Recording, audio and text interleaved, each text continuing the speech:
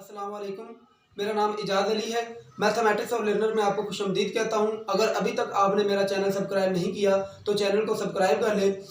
तो आज हमने जो स्टार्ट कर रहे हैं वो है रूल्स ऑफ डेरिवेटिव।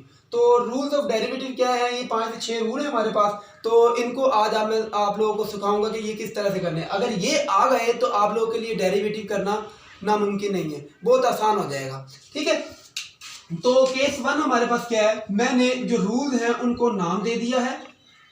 मैंने नाम दे दिया जी उसको केस 1। केस 1 क्या है कि अगर आपके पास कोई भी कांस्टेंट टर्म आ जाती है, कांस्टेंट टर्म का जो डेरिवेटिव होगा वो क्या होगा?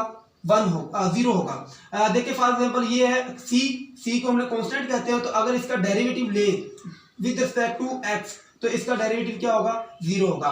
केस 2 हमारे पास क्या है? केस 2 हमारे पास ये है कि अगर आपके पास डेरिवेटिव एक्स का डेरिवेटिव जिसके रिस्पेक्ट हम डेरिवेटिव ले रहे हो उसका डेरिवेटिव क्या होगा? फॉर एग्जांपल हम डेरिवेटिव ले रहे हैं g with respect to x. For example ये आपके पास एक एक्स वेरिएबल है और हम इस एक्स का डेरिवेटिव ले रहे हैं with respect to x he.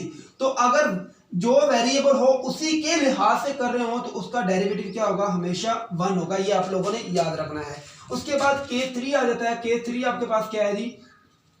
Case 3 आपके पास ये है कि अगर कांस्टेंट के साथ आपके पास फंक्शन आ गया है, ठीक है, तो उसका डेरिवेटिव किसके विद रिस्पेक्ट टू एक्स ही ले रहे हैं तो इसका डेरिवेटिव क्या होगा? तो इसका डेरिवेटिव ये होगा कि ये जो भी कांस्टेंट होगा ये बाहर आ जाएगा। अगर कांस्टेंट फंक्शन के साथ मल्टीप्लाई हो रहा है तो कांस्टेंट बाहर आ जाएगा और डेरिवेटिव क्या होगा? डेरिवेटिव उस फंक्शन का डेरिवेटिव लेंगे। तो उस फंक्शन का ये कांस्टेंट वैसे ही इस फंक्शन का जो भी डेरिवेटिव आया वो ले लेंगे। फॉर एग्जांपल इधर फंक्शन था तो इसको हमने एफ प्राइम से डिनोट कर दिया। ठीक है, केस नंबर 3 हमारे पास ये है। केस नंबर 3 हमारे पास ये है कि अगर आपके पास दो वैल्यूज या दो टर्म आपस में मल्टीप्लाई हो रही हो, या इस तरह कह ले कि दो फंक्शन आपस में मल्टीप्लाई हो रहे हो। For example F of X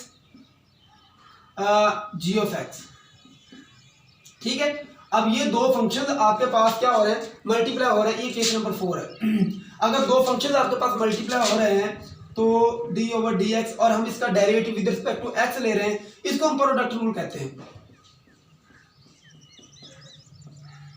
ठीक है, तो अगर दो फंक्शन आपस में मल्टीप्लाई हो रहे हैं तो इसका किस तरह से डेरिवेटिव लेंगे? तो इसका आप लोगों ने याद रखना है, first function as it is, first function को आपने वैसे ही लेना है और सेकंड फंक्शन का डेरिवेटिव लेना है।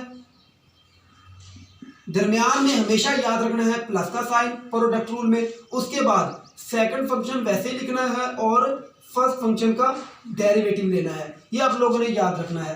अब देखिए ये एफ ऑफ एक्स ऐसे ही आ जाएगा और ये जो भी होगा इसका एफ जी प्राइम आ जाएगा जी, इसका डेरिवेटिव ले लेंगे और इसी तरह से g of x as it is और इसका हमारे पास क्या आ जाएगा? एफ प्राइम ऑफ एक्स आ जाएगा। तो ये हमारे पास क्या था? केस नंबर 4 था प्रोडक्ट रूल। उसके बाद आपके पास क्या आया था जी? केस नंबर 5 और इसमें आपके पास क्या है? एक पावर रूल जिसका नाम है पावर रूल।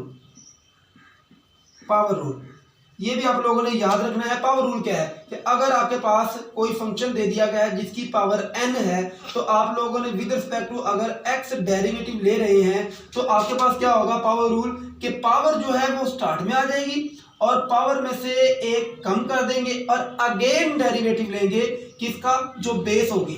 तो बेस के डेरिवेटिव लेंगे तो मैंने आप लोगों को अभी बताया है कि जैसे कि केस नंबर 2 में था जिसके लिहाज से डेरिवेटिव ले रहे हैं और वेरिएबल भी वही यूज हो रहा है तो उसका डेरिवेटिव क्या हो जाएगा? 1 हो जाएगा। ये देखिए ये आ जाएगा n x की पावर n माइनस 1 और x का डेरिवेटिव क्या है? अभी मैंने आप लोगों को बताया था 1। तो आपके पास आ जाएगा n x की पावर n माइनस 1।